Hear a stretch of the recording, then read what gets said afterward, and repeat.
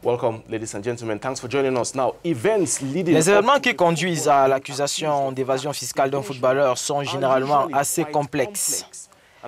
Cela peut être le fait de ceux que les joueurs ont choisis comme agents et gestionnaires, qu'ils soient des amis d'enfance, des membres de la famille, en passant par un agent qui engage d'autres professionnels comme un gestionnaire des impôts et des revenus.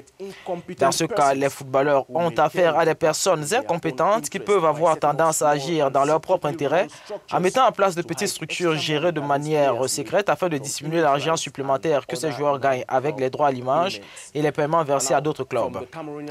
Du Camerounais Samuel Eto'o, du temps qu'il officiait encore au FC Barcelone, au Brésilien Neymar, en passant par l'Espagnol Xavi Alonso, à l'Argentin Lionel Messi, Cristiano Ronaldo, ces footballeurs de haut niveau ont tous été accusés de fraude fiscale par la loi espagnole.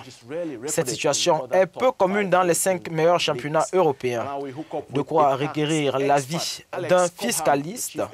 Alex Cobham est le patron de Tax Justice Network, une organisation basée en Angleterre, au Royaume-Uni. Merci de nous rejoindre, Alex.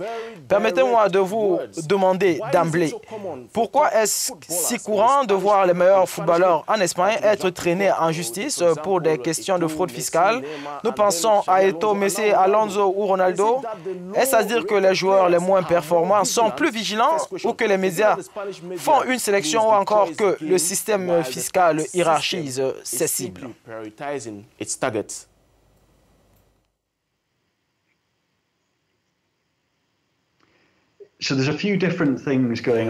Il y a quelques petites différences ici. L'une d'elles est que l'Espagne a resserré son système fiscal au cours des dernières années, comme quelques autres pays. Et dans le cas de l'Espagne, les footballeurs sont parmi les plus importants contribuables. Donc, ils sont plus visibles au microscope, si vous voulez. Comme nous l'avons vu en Espagne en particulier, de nombreux footballeurs ont eu recours à des mécanismes assez rudimentaires pour tenter de réduire leurs impôts.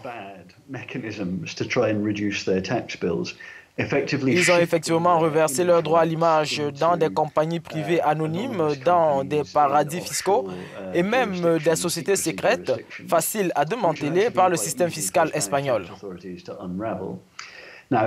Cela dit, nous nous attendons à ce que les footballeurs soient très doués pour jouer au football. Nous n'espérons pas qu'ils soient aussi de bons fiscalistes. Ce que nous devrions regarder ici ne concerne pas tant ces footballeurs que leurs conseillers, leurs avocats et les comptables qui leur ont dit de faire ces trucs. Je pense que c'est la caractéristique systématique ici et ce sont des gens que nous n'avons pas encore vu comparaître devant un tribunal.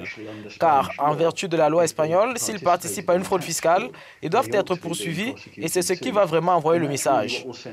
Vous savez que c'est bien d'avoir un footballeur à la une des journaux et de dire que personne ne devait le faire, mais ce sont les conseillers qui vendent de ces programmes sportifs de personne à personne. Nous devons vraiment discipliner leur comportement si nous voulons avoir un meilleur taux de conformité à la discipline fiscale. Thanks, Alex. Now, Cristiano Ronaldo, qui évolue désormais à la Juventus, a dû conclure un accord avec un tribunal de Madrid concernant des accusations d'évasion fiscale, acceptant de payer une amende de 18,8 millions d'euros d'amende. La superstar du football était accusée d'avoir évité de payer des impôts en Espagne entre 2010 et 2014, alors qu'il jouait pour le Real Madrid et il était basé dans la capitale espagnole.